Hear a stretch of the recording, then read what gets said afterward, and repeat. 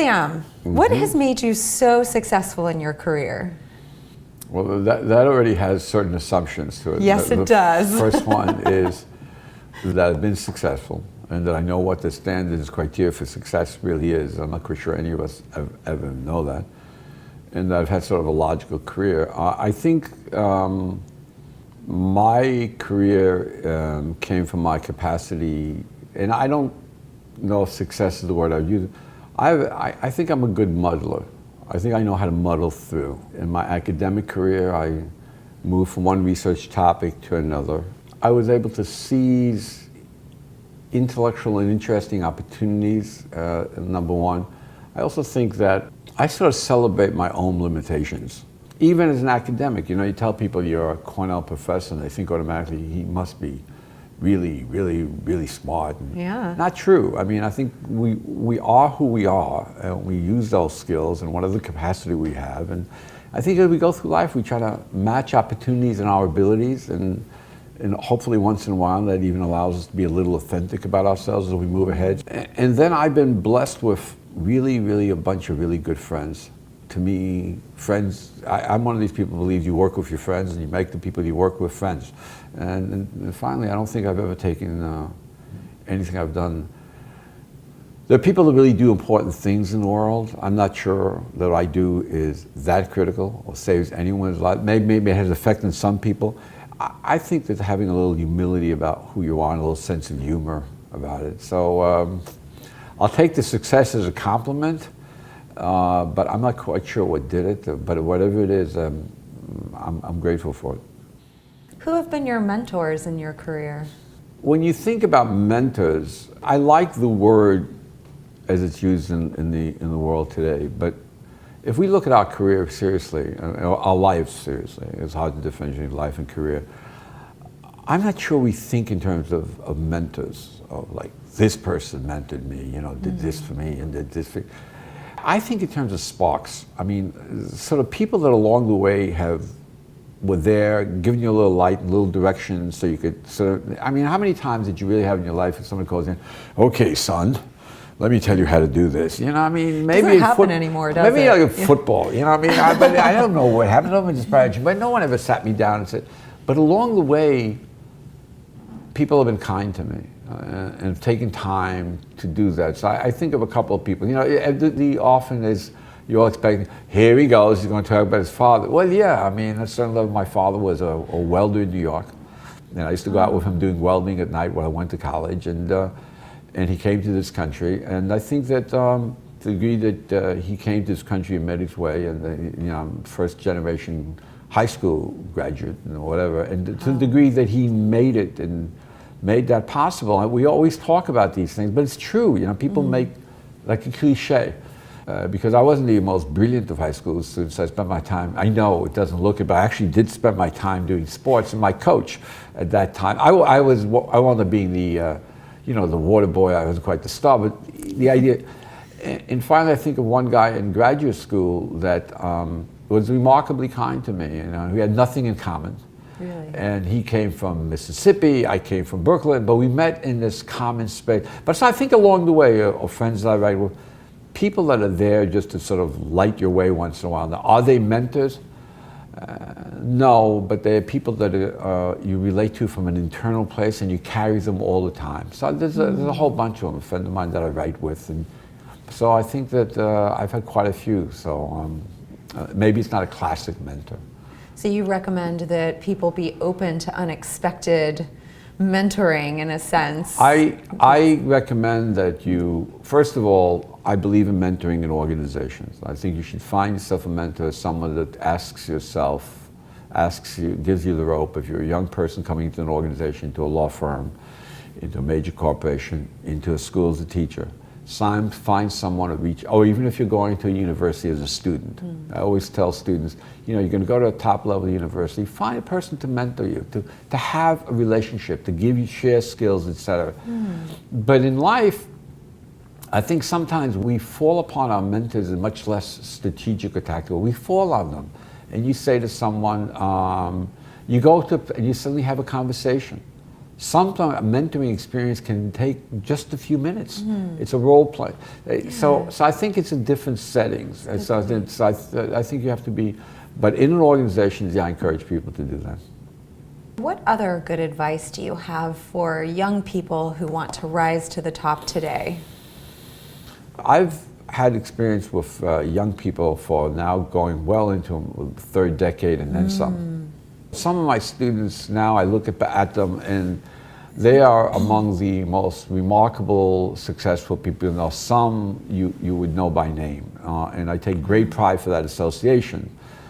And I ask myself sometimes, what do all these people have in common? I don't sort of believe that sort of millennium generation this, but what do they really all have in common? And I think what they have in common is they can go the distance.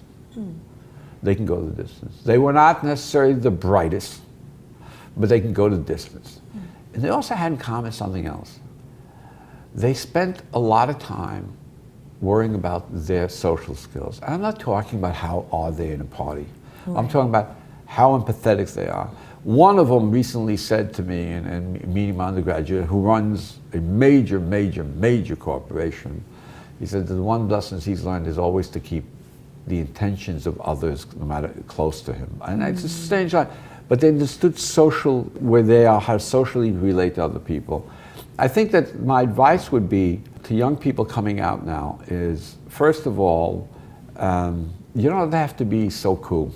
I mean, I'm serious, you don't have to be so cool. Sincerity will take you a long way. And you also don't have to be so fast. You know, when you work with people like me, okay, we're not as cool and we're not maybe as fast, but you know, and we did have a period about 2 years when we were about 20 when we were, but that passed quickly. But that said, you know, learn to listen a little. Even if you have something to say, learn to listen. You know, I mean, speed is not really everything. You know, and the other thing is, be open. I mean, we talked about mentoring before. What about you being open to being mentored?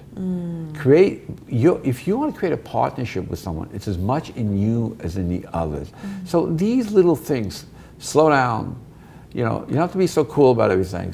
Be cool in your life. I love cool. I mean, I have a bunch of New York hipsters working for me, and I live in Chelsea, and I'm all, you know, and we got this great cool setting here, and that's fine. But take your time. Breathe a little, listen to other people, you know, and then move ahead. I guess this whole notion of just working on that level, and at the same time, don't lose focus of where you're going. Keep that focus and go the distance. And there's so much multitasking today. We're on our Blackberries and our iPads and our iPhones and social media. Do you see that having any impact on what you're talking about? It's all these judgments that we make. It's good, it's bad. You know, it's a nuisance once in a while. I mean, but the place I worry it affects people is in things that how they communicate. So, for example, to young people, one of my advice is try to speak in complete sentences. You know, I mean, try to actually engage when you're not multitasking. Little things. Try to maintain that contact. People, we find it actually refreshing. I think that multitasking is maybe part of the reality we're in, and we're not going to give it. But I don't want to be one of these saying, you know, roll back multitasking. I multitask, but nonetheless, you do that. That's fine. But make sure whatever you do thoroughly. Stop using these sort of short sentences. Try to elaborate. Worry about complex ideas. Also, for God's sake, don't do it on the elevator. Don't do Not it. in the elevator. Not in the elevator. Elevators are sacred space. At least not in the elevator. It's a tool, but don't let it become who you are. As a professor with an esteemed long career at Cornell, what do you think makes a great teacher? I think a great teacher, I mean, I'm not sure I am one, but I think a great teacher is made by the same thing that makes great leaders, I think, guts. Among the things, the most important to me is empathy. And let me tell you a very quick story. When I was very young, I started teaching at Cornell, and I had my PhD at a young age. I'd forgotten I barely got out of high school, but that's okay. I mean, I'd fool myself at that moment. Yeah.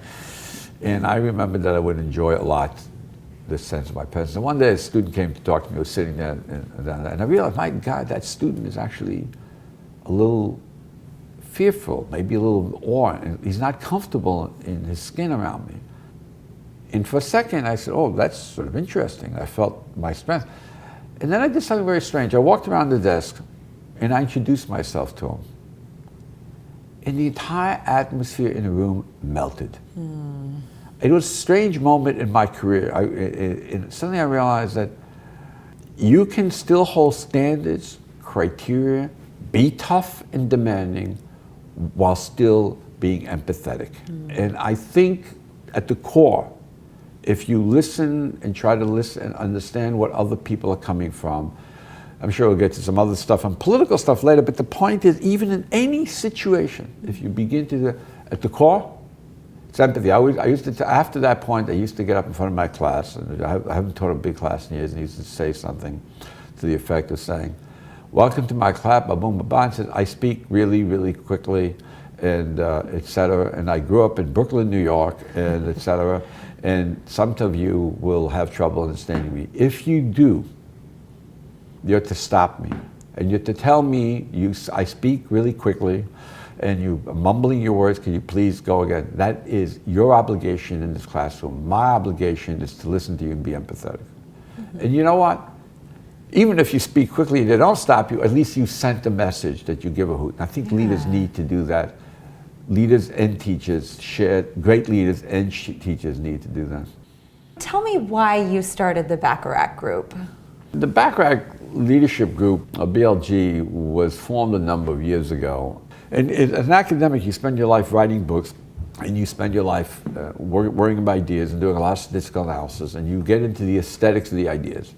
But you know, as you move ahead, you get even more esoteric and even more elaborate about your ideas. But I got to the point when I was curious about the power of the ideas in action. And I remember one incident 15 years ago when I went and I was asked to give a talk to a major corporation. And I gave this talk. It was actually, as I like to tell people, it was actually quite good. It was a talk that lasted for a workshop they had to do for a day. And I was brilliant for the first 20 minutes. I was academically, and then I realized that my ideas were not resonating. They were brilliantly academic, but they were not ideas that these people accepted. So I spent many of the next 5 years going around the world in different places, and in one particular place, beginning to train people and work ideas, and suddenly the passion for seeing ideas in action. I'd been in corporations for years, I've been consulting, working on, but suddenly the idea, how do you develop ideas in a way that's granular, that's focused on people's skills? How do you really teach things like leadership in a way that is understood, modularized, behavioral, experiential, can be in place? How do you actually change people's behavior? And that became a passion of mine. It really became a passion. As I began to look around and realize people need certain behavioral skills in the workplace. And so not just me, I and a number of academic and non-academic friends and who had worked individually, we coalesced around BLG, the Bacharach Leadership Group, to begin to develop workshops and begin to develop integrated products about how do you actually train leaders, high potentials, people who have been in the organization for a long time, how do you actually train them in leadership things? So we began that organization, but first we began by creating products and ideas, workshops, but we had a very specific orientation. And our passion was to give people behavioral skills. And I think in that sense we became quite different, and so it's been a very exciting journey. For some of us, you know, we still have people with our group that are, we combine people, right? So we have people in our group that are brilliant academics with great ideas, and God knows you would not want to put them in front of the corporate world if your life depended on it. But we combine the trainers, the practitioners. So how do you get them all together to really deliver a succinct series of products and training workshops and online and offline that's really, really both high quality academic, but still practical and relevant and usable. So I'd love to quickly hear a little more about that gap between the academics of business and organizational leadership and the actual doing of it, because so many people come out of business school trying to enter into the workforce and it's not going very well. And then I'd also like to hear how you do this at Bacharach Leadership Group. Let's just sit back for a moment and think, what do we actually mean by leadership? But we have a very simple notion of leadership. Leadership is about the capacity to do three things: to work with people, to generate ideas, to mobilize groups, to move ideas forward, and then have to sustain the momentum to get things done.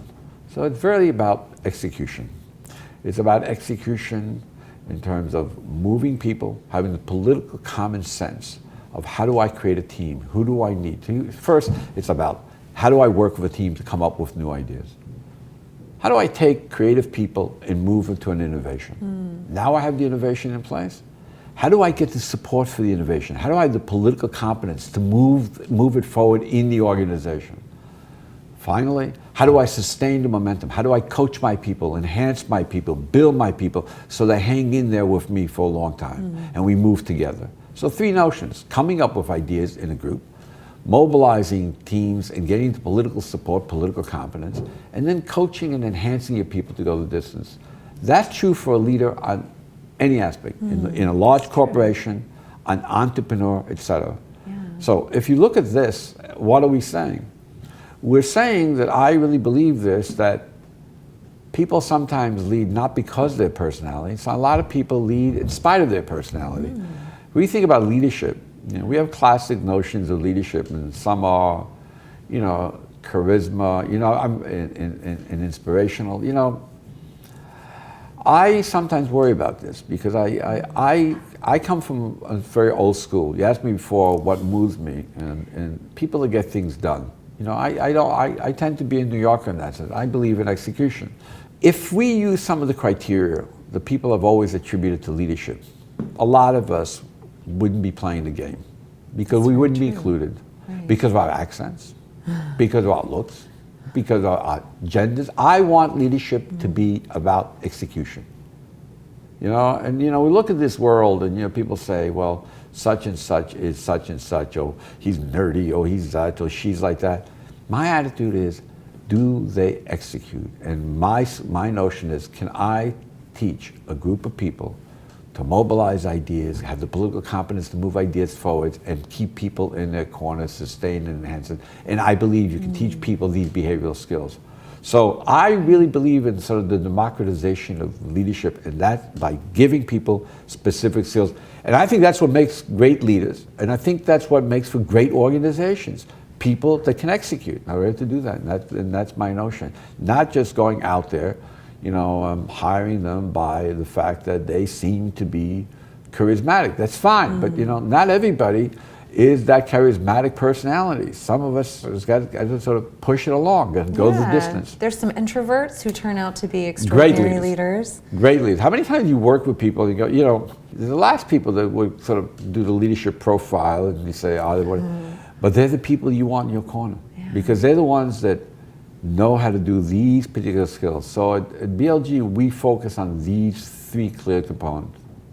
The democratization of leadership, I love that. In the sense that, for example, let's take something very simple. You have an idea, and you've come up with this great idea. You worked we've worked in a number of major corporations. And what are their problems? A lot of creative people. The problem is a failure of leadership. It's a failure of taking those creative people, moving them towards an innovation, creating a prototype, creating something together, and then saying, okay, we've got it. Now I'm going to be politically competent enough. I know which coalition to form, who I need on my side, how to negotiate to get support for this idea. And then I know how to keep my team going. I know how to coach my team, how to enhance my team, how to sustain that momentum to actually move something forward. So if you think about it in this context, you begin to realize that leadership is a narrative of execution. That's what it's about. Talk to us more about this concept of political competence. That's something you write a lot about and that you say is very important and often ignored. What is political competence and how does it affect leadership? There's always a knee-jerk reaction. Well, I'm not political. Can we just let's agree something. Politics need not be spelled with a big P. It can be spelled with a small p. So I don't want to say that, me trying to get out of taking the garbage downstairs in the building is political act, but everything is political. Everything has some elements. The politics is a small p. What are organizations about? Embedded in organizations, there's limited resources. There are challenges. You need to create groups. You need to create coalitions. You need to win people over. You need to move an agenda. That means you've got to understand who you need in your corner. Do you need the HR department for this ideas? Do I need the R&D group? Do I need the group from Bangalore to do this? Do I need the group from Raleigh to do this? Who do I need? Understanding that notion, that's what I mean. How do I persuade people? Right. How do I win them over? How do I create the coalitions? Who do I speak to first? Who shouldn't I speak to first? Who's my ally? Who's my potential resistance? And then it's hard. There's also a notion of where are other people coming from? There's a difference, and I think an important difference between saying political and saying the word Machiavellian. I believe that in an organization, the first assumption I make is that you're acting as a leader on behalf of the collective good. If you're not acting part of the collective good, I'm not interested in talking to you in the first place, okay? Then you've got a problem. Yeah. If you're not acting, we all, when I act on behalf of an organization, I act in true belief what I think is good for the organization. Within that framework, I may be very political. So, if you think about it, about leadership, for example, the movie Selma is out, people are watching this and that, we're thinking with the elections. What is it we want from our leaders? People always think that, oh, they're charismatic. Yeah, but you know what? The really smart leaders in this world are also the ones that are politically smart about moving an agenda. It isn't charisma that moved ideas. It isn't charisma that changes countries. It is the hard work behind it. It is the hard work of creating relationships. It's that type of thing. And that is true in any organization. It's certainly true in our own history. Martin Luther King is actually a superb example. We get seduced quickly by charisma. But if you think of a leader like Martin Luther King, you can't help but also appreciate his micro-political brilliance. Martin Luther King understood his relationship with Johnson, his relationship with other groups. He understood how to keep a coalition together. He understood how to sustain momentum. He was charismatic.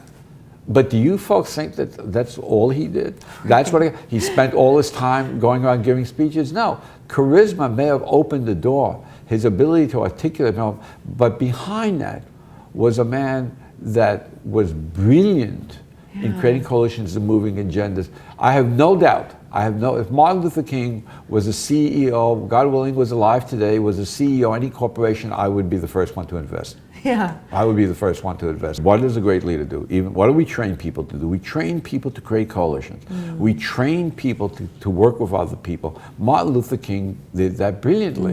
And the best, and he did that very, very well. And in that sense, there were different groups working like in a corporation. Ask yourself what the great corporate leaders do. They get other people to do a lot of things, but they get the buy-in. For example, let's say you've got a particular project that requires, you don't have all the expertise, but now you need to mobilize in this world where we're constantly looking for solutions, not simply products. Right. No one has total expertise. So now you're in a corporate setting and you're leading. And what's driving you? Uncertainty, agility, the markets, speed, velocity. And in that context, you've got to be responsive to the customer on the one hand, but you don't want to be short-sighted, but you want to be consistent with where the organization is. Your organization is going, so you're looking for solutions. We're moving into the world of integrated solutions. Everyone is looking for solutions, right? We put products together, whatever business you're in, IT, it doesn't matter. You look for solutions. What does that mean? Suddenly you have to work across turf. Suddenly you have to move beyond your boundaries. Suddenly you have to not across time zones, to cross business. You have to create coalitions. You've got to get the buy-in. So what we try to do is exactly teach, the political competence has to do exactly with teaching people to do that. To do that. So you have to understand, so it's political very much with a small p, if you will, it's political with empathy. Because on one hand, you do that. On the other hand, You want to coach your people. You want to enhance them. You want to be there for them. You want to listen to them. So not just enough to have the political skills, but you also have to have the skills of engagement. We spend a lot of time teaching people things like, how do you have a conversation? How do you learn to listen? Wow. How do you learn to question? How do you learn to really be empathetic? How do you learn to give feedback without being critical? How do you learn to coach people? How do you learn to sustain that group environment? So on one hand, you want to be very political in the sense of coalitions, but on the other hand, you have to have a sort of a deeper relationship with people so you can enhance, coach them. And we spend a lot of time on things like listening skills and questioning skills and coaching skills. So both go together. How does the willingness and desire to learn, how is that important to leadership? Can you be a leader if you don't have the willingness and desire to learn? That's actually a very profound question. It has to do with also training, approach training. Now, I want to give you a scene. So this is about a major corporation that we go in and we train the high potentials. They brought us in. Now they bring in 29 people, each one running their own businesses. Okay. Meaning in the organization. The organization will go up mergers and acquisitions. Challenge number one, as you said before, to get them to turn off their cell phones. Okay, so how do you now get them to the point that they're willing to learn? Because basically they have the sense, okay, we've been sort of dumped here with this group that we have to now go through this series of training modules. What strikes me in all the training that we do is the first thing that you have to do is to show that what we're talking about is relevant. It resonates true. It resonates true. That's the first thing. Second, you have to show people that you're trying to understand where they're coming from, what their organization is. The key to any training that one does is to spark the interest of someone learning about leadership. If you're going to train people, it is your responsibility to spark their interest. So what am I saying by that?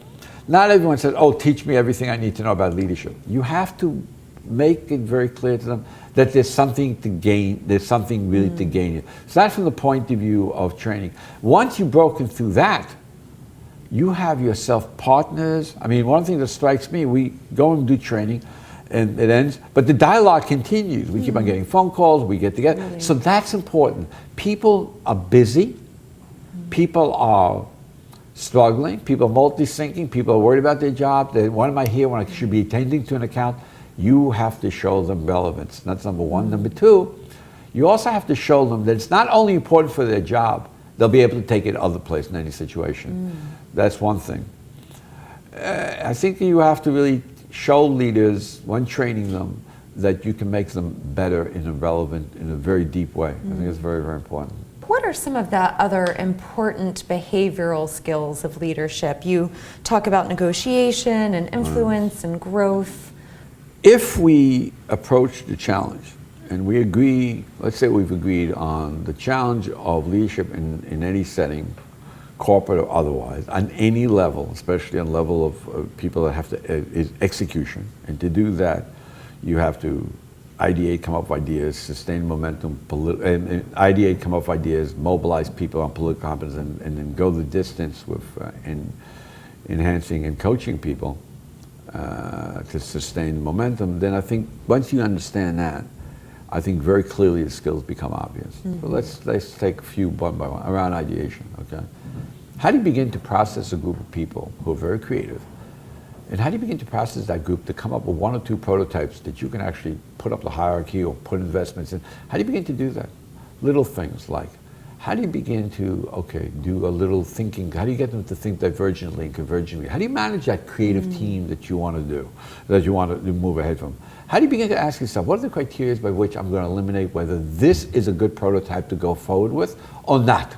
Right. Some very, very specific, very practical too. Very specific practical skills you have to have yourself. You're going to lead that group. You know, you're not necessarily the expert in the room. You've gotten that group going. Now you've gotten to the point that you've gotten this prototype, or you've gotten these ideas out there. Okay, now comes a different challenge. Now, as we said before, how are you going to move it through the eye of the needle? In a corporate world, as I said before, there are a lot of great ideas, but they're not going to sponsor every great idea you've got. I mean, This is a business world. So how do you actually get your ideas to be celebrated, to be sponsored. How do you get it through that eye of the needle, convincing? Now you have to take a look at little things. We talked before about political competence, creating coalitions, etc., negotiating, but let's get even more specific. How do I anticipate how people are going to resist my ideas? You know, we all assume that, I never assumed that my ideas are brilliant. I assume it's an uphill battle. Great assumption for everybody to make. So here you are, you're a young person in an organization, and young for me is 34, and you're managing a business, or 40 years old, and you want the next level directors to support what you're doing. How are you going to convince them? Because you have a great idea. They've seen plenty of great ideas, folks. All right? They're not going to bet on you now unless that idea works. So now, how do I anticipate the arguments that they're going to make? Okay? How do I actually go through that exercise? So sometimes we ask people to go through a very particular exercise. What are the arguments they're going to make? Which person do I want to launch the idea to first? What support do I need? To take a look at the room. How do I, who do I actually coalesce with? Okay? What am I actually going to negotiate with? How am I going to negotiate with? So it becomes down to extremely, how am I going to justify my ideas? Do you ever think of a little thing? How am I going to justify? I asked you, going to a room, how are you going to justify your ideas? Did you do your homework around these very specific skills? How did you earn your credibility? Nuts and bolts type of things. Even political competence breaks itself down to very specific nuts and bolts. Enhancing and engaging people, we all talk about coaching. Now, what we do is, what we're interested in is teaching leaders to coach with a small c, other people. What does that mean? You asked me before who were my mentors, and I said to before that I've had more sparks than mentors. But what we mean isn't simply how you formally coach someone all the time, but how do you, when you sit with someone, listen to them? How do you question them? When you sit with your team, how are you relating to them so you can get idea? How do you create that safe environment so they can share? How do we engage in that developmental conversation? And what do we mean by that? You do evaluation, but you want to develop your people. So how do you actually sit down and engage that developmental conversation and really do that? So we had a whole group that just worried and focused on these skills, and sometimes we just train these skills. But it's coaching with a small c. A lot of the things we do is with small letters. It's politics with a small c. It's negotiation with small c, because it's stuff you do day in, day out. It's not like, now I'm going to negotiate, now I'm going to coach, now I'm going to go. No, successful training is internalized. And you don't internalize something big, you internalize very, very specific moments. One of the things I like to say to people when they come to our program, if you hear anything completely new in this program and you never thought about it before, there's something wrong with one of us. It's most likely not me. What we can do, and our dude does, is give you skills that you thought about, but you never put it in order of using it and hone those skills for you. And I think that that's extremely, extremely important. Why did you write the book, Get Them on Your Side, and then the follow-up, Keep Them on Your Side? As I began to think more and more about leadership in a non-academic sense, I realized that one of the core challenges, how do you actually pull people to where you want to go, move them with where you want? That's what leaders do. Yeah. We try to convince people. Get them on your side sounds sort of a hard, tough title. But isn't that what we try to do? Sure. It's not that we're convinced outside. We try to do that all the time in our life. We try to, look, I have this great idea. Why don't you join me? Okay, so think about in a lot of areas. In a lot of areas, it's all the time. We want to. That is what we try to do. That is why successful and unsuccessful presidents try to do. People in Congress try to do. That's what leaders try to do. We try to do this all the time. We want to win people over to ideas we passionately believe. That doesn't mean we're closed about it. We want to try to win people over. Now, to me, that becomes very, very important. That is what leadership is partially about. Getting people around the ideas and mobilizing them. That's the core of the political competence. So get them on your side doesn't mean get them on your side because you're totally right, but get them on your side because you believe that this is the way you really want to really be moving. And that requires real skills. That requires real political skills.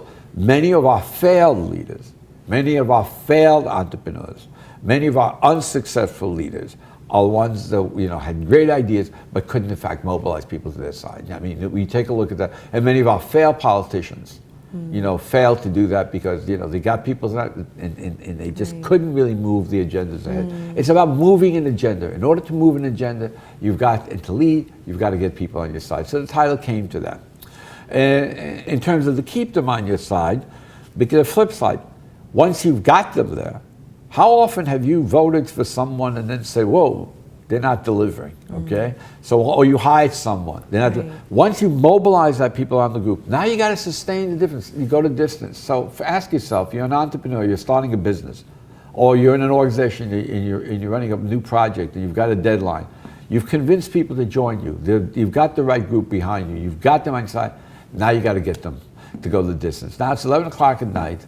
They're tired. What do? You've got to enhance them, engage them. You've got to keep them. You've got to coach them. You've got to do those very, very skills, those very, very core skills that will make sure that the thing is not dropped but goes the distance and actually get something done. So it's one thing to get people on your side, another thing is to keep them on your side and sustain and go the distance. And I think it's an important difference.